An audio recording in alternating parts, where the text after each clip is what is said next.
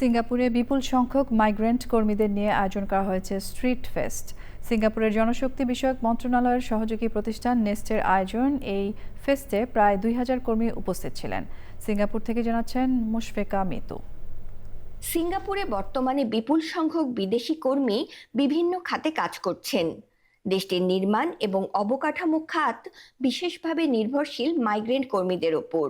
সিঙ্গাপুরের উন্নয়নের পেছনে নীরবে কাজ করে যাচ্ছেন হাজারো বাংলাদেশি মাইগ্রেন্ট কর্মী। এই মাইগ্রেন্ট কর্মীদের জন্য সিঙ্গাপুরের মিনিস্ট্রি অব ম্যানপাওয়ারের অধীনস্থ সহযোগী প্রতিষ্ঠান নেস্ট তাদের ডরমেটরি প্রাঙ্গণে বিভিন্ন দেশের মাইগ্রেন্ট কর্মীদের উৎসাহ ও বিনোদনের জন্য তুকাং স্ট্রিট ফেস্ট আয়োজন করে। আয়োজন প্রতিষ্ঠানের আমন্ত্রণে সিঙ্গাপুরের অন্যতম বাংলাদেশি সংগঠন সিঙ্গাপুর বাংলাদেশ সোসাইটি SBS উক্ত অনুষ্ঠানে সক্রিয়ভাবে অংশগ্রহণ করে এবং সহযোগিতার হাত বাড়িয়ে দেয়।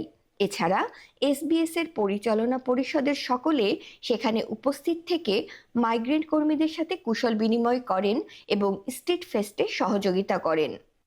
তো আমরা সবসময় তো চাই যাতে আমাদের শ্রমিক ভাইরা এখানে ভালোভাবে থাকতে পারে।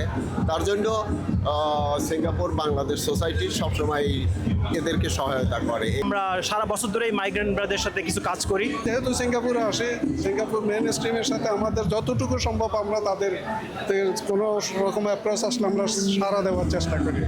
SBS দীর্ঘদিন ধরে প্রবাসী কর্মীদের কল্যাণে বিভিন্ন ধরনের মানবিক, সামাজিক এবং সাংস্কৃতিক কর্মকাণ্ড পরিচালনা করে আসছে। প্রবাসী বাংলাদেশি কর্মীদের কল্যাণ, মর্যাদা এবং অবদানকে সামনে এনে SBS সিঙ্গাপুরে আয়োজিত এই উদ্যোগ দুই দেশের মানুষের মধ্যে বন্ধুত্ব ও সহযোগিতার সম্পর্ককে আরও শক্তিশালী করবে বলে মনে করছেন সংশ্লিষ্টরা। Mushfeka Mitu, channel I, Singapore.